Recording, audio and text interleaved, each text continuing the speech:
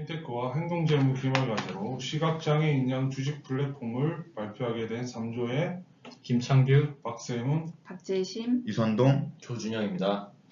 그러면 지금부터 기말과제 발표를 시작하겠습니다.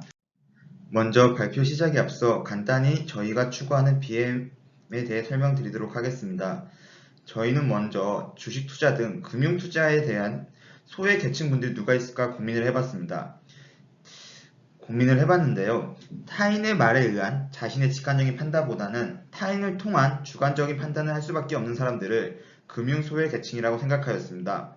그 중에서 남의 말에 더 기울을 하는 사람이 누구일까 고민을 했을 때 시각장애인분들이 가장 주식이나 금융 투자에 취약하다는 생각을 했습니다.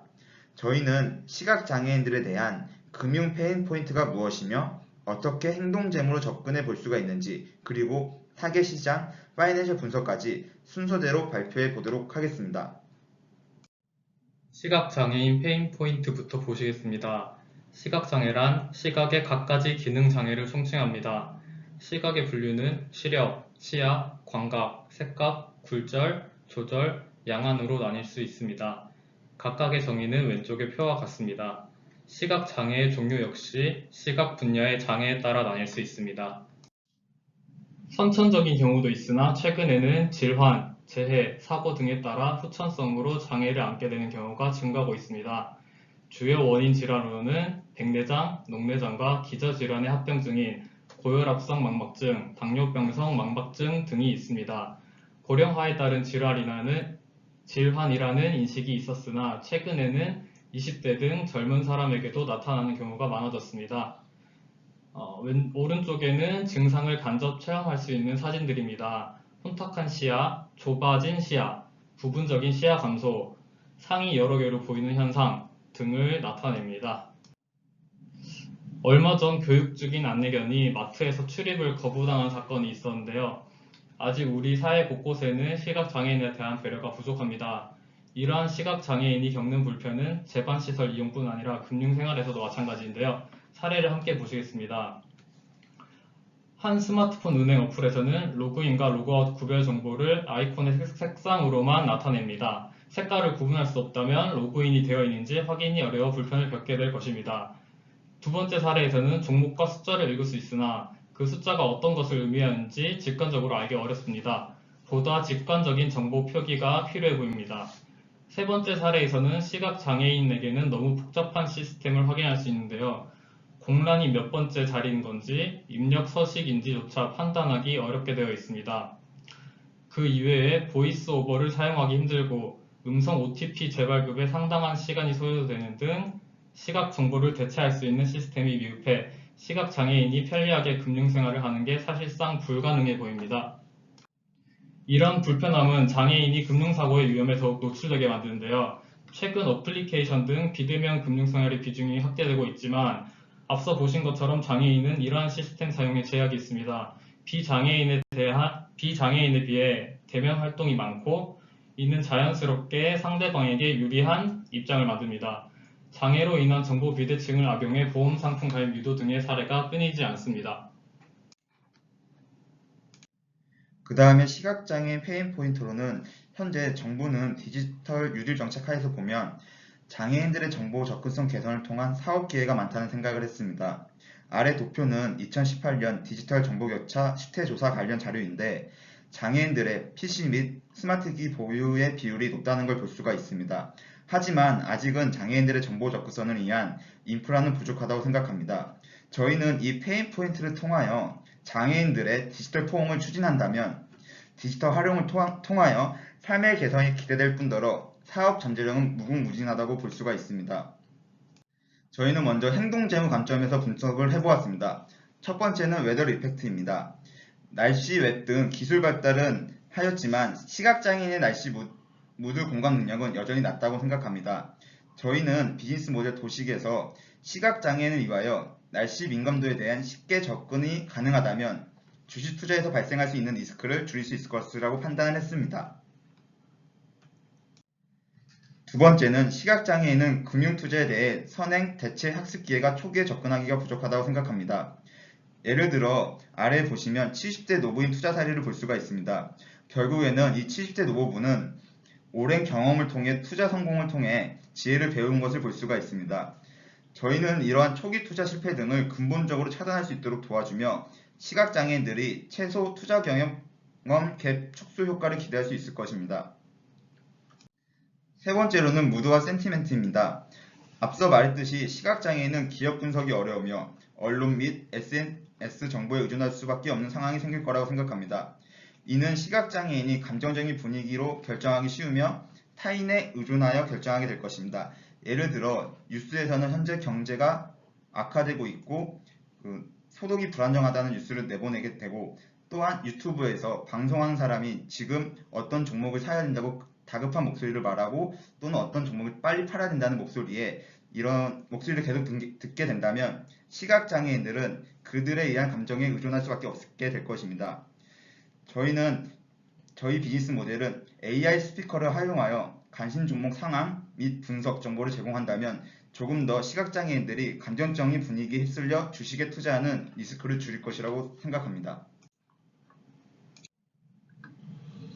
BM 추진 비즈니스 모델 도식도에 대해 말씀드리겠습니다.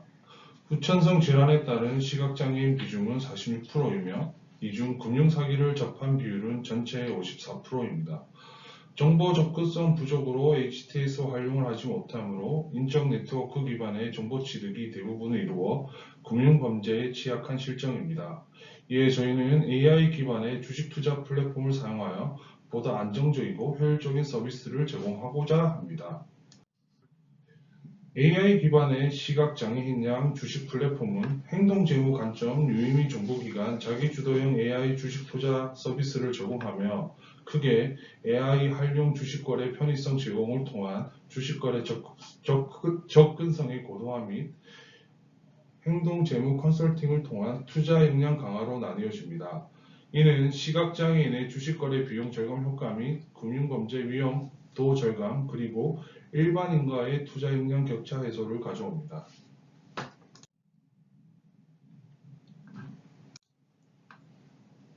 BM 추진 타겟 시장 분석에 대해 말씀드리겠습니다. 2019년 기준으로 우리나라 등록 장애인 수는 260만 명입니다. 그중 지체장애가 47%, 청각장애가 15%, 시각장애가 10% 순으로 나타났습니다. 전국 시각장애인 수가 26만 명 정도 되는 셈입니다. 연령별 시각장애인 비중 분석을 결과해본가 총 시각장애인 중에 65세 이상이 절반가량이 됩니다. 기술 발달 수혜로 선천성 시각장애인 수보다는 후천성 시각장애인 비중이 더 높아지고 있다는 사실을 발견할 수 있었습니다. 시각장애 후천성 장애의 가장 큰 원인은 조사 결과 노인성 질환 때문인 것으로 나타났습니다. 노년층의 재정 상황 분석에 대해 말씀드리겠습니다. 저희가 주식 플랫폼을 타겟으로 하기 때문에 주요 타겟층의 재정 여건에 대한 분석은 필수적입니다. 투자자 입장에서는 노년층의 투자 여력에 대한 의구심, 걱정이 있을 것이라는 판단입니다. 분석 결과 2019년 기준으로 60세 이상 고령자는 순자산 3억, 금융자산 7천만 원 가량이 되는 것으로 확인했습니다. 순자산 중 금융자산이 20%가량 되는 셈입니다.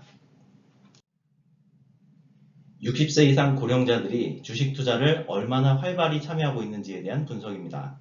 2020년 예탁결제원 주식 보유 현황 자료에 따르면 60대 이상 고령자 주식 투자는 전체 활동 비중의 20% 이상을 차지하고 있습니다. 보유 주식수 400만 주 중 100만 주, 주주수 600 중 100 정도 수준입니다. 그래서 말씀드리고 싶은 부분은 저희 타겟으로 하는 시각장애, 특히 후천성 시각장애자의 주식 플랫폼 타겟 시장 포텐셜이 결코 작지 않다는 점입니다. 피어 분석에 대해 말씀드리겠습니다. 시각장애인 대상 웹 접근성 서비스를 일부 증권사에서는 제공 중입니다. 없지 않습니다. 다만 조사 결과 시각장애인 소프트웨어를 HTS 내에서 호환할 수 있도록 웹 접근성 지원 기능에 그치는 경우가 대부분이었습니다. 별도의 편의성이 제공되고 있지 않았습니다. 키움증권, 하나증권이 대표적입니다. 키움증권은 시각장애인 소프트웨어 활용으로 HTS를 이용할 수 있도록 기능을 제공합니다. 이미지를 텍스트화해 주도록 기능을 추가로 제공해주고 있습니다. 하나증권 또한 비슷합니다. 한국형 웹 콘텐츠 접근성 지침 기준에 따른 최소한의 설계로의 판단입니다. 정리해보자면 경쟁사들의 시각장애인 주식거래 서비스는 시각장애인 소프트웨어인 TTS, Text to Speech 의존도가 매우 높습니다. 이른바 화면을 읽어주는 기능에 대한 집중입니다. 국가표준 이외 시각장애인 접근 편의성 제고를 위한 별도의 서비스 미제공으로 인한 불편함이 다수입니다. 시각장애인 소프트웨어는 TTS 기능을 활용하고 있습니다. 문자를 소리로 변환하여 음성 출력할 수 있도록 지원해주는 기능입니다. 범용 소프트웨어로는 센스리더라는 소프트웨어가 있습니다. 기본 기능은 30, 프로페셔널 기능은 100만원 가량 정도 합니다. 시각장애인이 HTS를 쓰려면 기본적으로 100만원 정도는 써야 한다는 얘기입니다. 물론 소소한 정도의 정부 장애인 디바이스 지원이 있긴 합니다. 파이낸셜 추정입니다. 추진하고자 하는 BM에 대한 포텐셜 측면에서의 접근입니다. 타겟이 시각장애인이라는 점을 착안하여 시각장애인 추정을 실시하였습니다. 2019년 기준으로 시각장애인 수 25만 명 정도를 토대로 2010년부터 2019년까지 시각장애 연평균 증가율을 고려해서 향후 프로젝션을 실시하였습니다. 다만 단순 시각장애인 증가율만 고려하는 것은 비현실적이라는 판단 하에 65세 이상 시각장애인은 정부의 고령자 추정 숫자를 활용하였습니다. 추정 결과 시각장애인 수는 25만 명에서 5년째 되는 해에는 28만 명 가량입니다. 시각장애인 주식 플랫폼은 AI를 활용해서 목소리만으로 주식 거래가 가능하기 때문에 현재 시각장애인들이 주로 활용 중인 주식 거래 수단인 ARS 수수료율을 줄여줄 것이라는 판단 하에 0.13% 정도는 수혜가 발생하지 않겠냐는 가정입니다. 5년 동안 시각장애인의 주식거래 수수료 절감 효과는 거래금액 3억 가정, 개인 투자자 매매 회전율을 고려하여 35만원 가량 발생한다는 가정입니다. 프로젝션 결과 5년간 시각장애인 주식거래 플랫폼은 4,700억 규모의 사회적 가치를 창출하는 것으로 추정됩니다. 증권사별 증권거래 수단에 따른 수수료 레인지에 대해 말씀드리겠습니다. 시각장애인은 HTS 사용에 어려움이 있습니다. ARS 또는 오프라인 이용이 대부분입니다. 해당 내용은 시각장애인 인터뷰 아티클에 기반하였습니다. 키움증권의 경우 ARS 0.15%, HTS 0.015%입니다. 거래할 때마다 0.13%가량 시각장애인이 주식 거래 시 손해를 보는 셈입니다. 오프라인은 0.3%인 것을 감안하면 0.28% 손해 발생입니다. 앞장에서 말씀드린 파이낸셜 추정은 HTS 사용자 수가 독보적인 키움증권 수수료를 활용하였음을 다시 말씀드립니다. 결론을 말씀드리겠습니다. 시각장애인 수가 26만에 달하며 이는 등록장애인 수로서 시각장애에 어려움을 겪고 있는 미등록 장애인들을 포함하면 더 많을 것으로 예상됩니다. 또한 최근에는 디지털 미디어 활용 증가로 후천성 시각장애인 수가 더욱더 증가되고 있습니다. 이들 시각장애인들은 직접 정보 접근 어려움으로 성공적인 투자 성과를 기대하기 어려울 뿐 아니라 금융 범죄에도 취약한 상황입니다.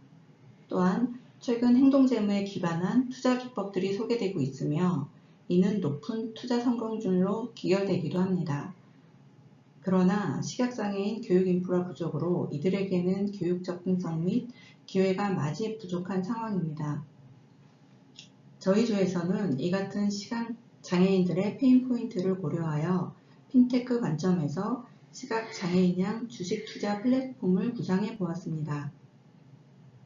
저희 조에서 구상하고 있는 AI 기반의 주식 투자 플랫폼은 AI 활용, 주식거래 편의성 및 접근성 고도화 및 행동재무 컨설팅 제공을 통한 투자 역량 강화로 시각장애인들에게 보다 합리적이고 효율적인 종목 투자를 이끌어낼 수 있습니다. 미래에는 AI 기반 시각장애인형 플랫폼 활용으로 시각장애인들에게 주식 투자 성향 및 패턴을 빅데이터하고 분석하여 시각장애인들을 위한 지출, 대출, 리스크 관리 등 종합자산 관리 서비스로의 성장을 기대합니다. 이상으로 마치겠습니다.